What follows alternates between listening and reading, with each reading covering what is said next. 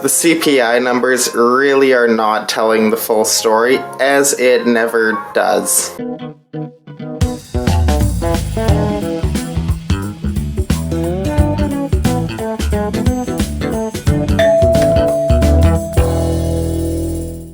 Now, there's a lot going on in the markets today. I know that things can be crazy, it can be hard to understand what's going on. You can't really trust the CPI numbers, as you never really can. And I just want to shed some light on all of that. And if you wouldn't mind hitting the like button, it really helps this get out to more people who are looking for answers to what's going on with inflation. What's happening right now is inflation is clearly running hot, because you go to the grocery store, you can see everything's up in price, all of that kind of stuff. I think that's kind of being expected. Up until this point, everything that we see today is expected. Although, one thing that I find is interesting, it seems like bonds are pricing in deflation, which I don't think we're going to be seeing deflation. I feel like there's a deflationary thought process because of you-know-what that is spreading right now. And it's making people think that there could be another round of lockdowns, stuff like that, people out staying at home. Everyone has already announced that their thought process on all of that would be, if we have to lock down and we tell people they can't work, we have to replace their income, which means that there will be more money printing, which would stop the deflationary pressures as it did before. Now, what I see moving forward though is we're going to have inflation, but it's not going to be as persistent as some people may think, because the cost of services, certain things that you spend money on, that is through the roof right now because people need to pay a lot to get labor. People are still getting benefits to stay at home instead of go to work and earn their income that way. And when you get that happening, you have to pay people more to entice them to come to work. When you have to pay people more to get them to come to work, you have to compensate for that in price, and the price of everything goes up based on the cost of labor going up. That's just simple supply and demand, cost of manufacturing, basic business practices, and accounting. So with that, when you get the benefits starting to go away, you're going to see some deflationary pressures from just the benefits going away. All this money printing is going to stop someday, and that's going to make it so people don't need to pay as much for the labor. Wages could go down. They'll definitely stop rising as fast.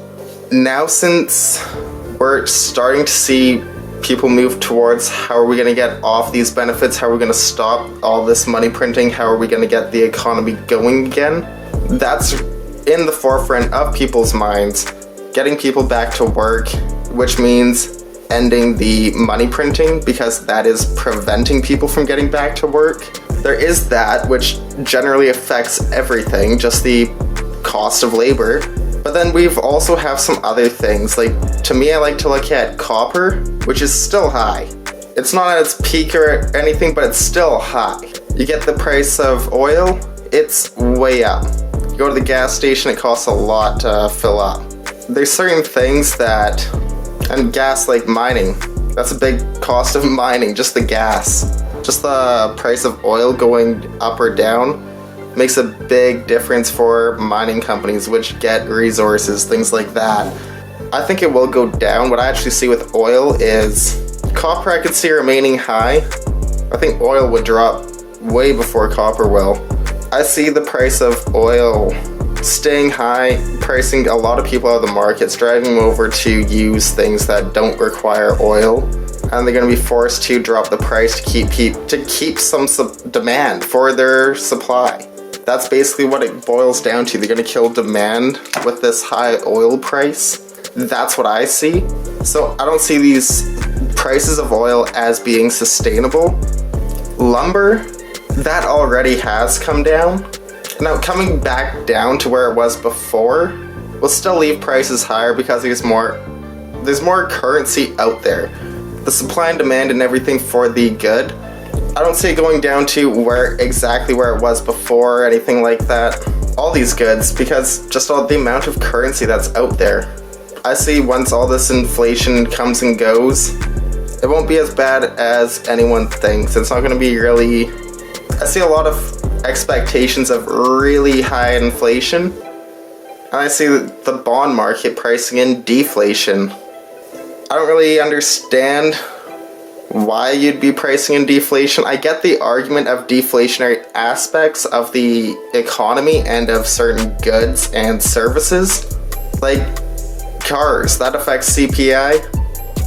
You're gonna see the price of cars actually come down. I truly do believe as semiconductors, as that goes, the production of semiconductors to make chips for your cars, for electronics in general, once that comes back, I see the price of cars dropping.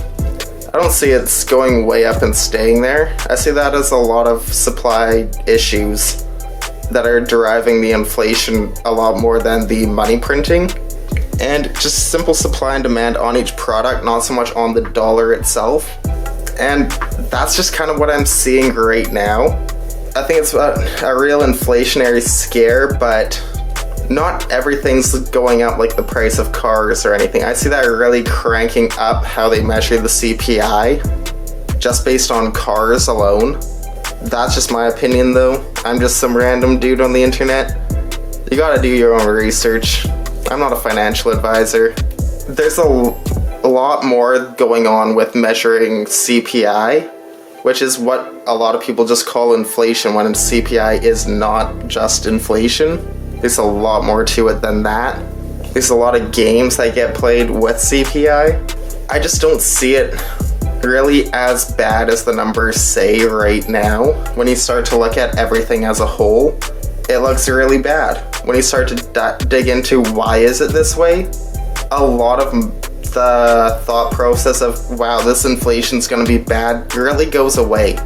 Just by thinking a little bit about what's causing this price pressure. Just my thoughts, just my opinions. I still see inflation running hot for a bit. I'm not saying we're gonna see deflation at all. I don't think we are. I could be wrong, I'm just a random guy on the internet, but that's why I'm asking for your opinions down below. I also want to say before I'm done, just thanks to SeaMonkey Metals. I really appreciate the note that you sent me, and I want to say thanks. It means a lot. Anytime we get mail, I really do appreciate it. I'm going to put SeaMonkey Metals link right on the screen, so go click the link. Stay positive. See you next time. And leave a hashtag BeaverDamFam on his channel. And join the BeaverDam fam if you have not already. Subscribe with all notifications on. Stay positive. See you next time. Thanks. Bye.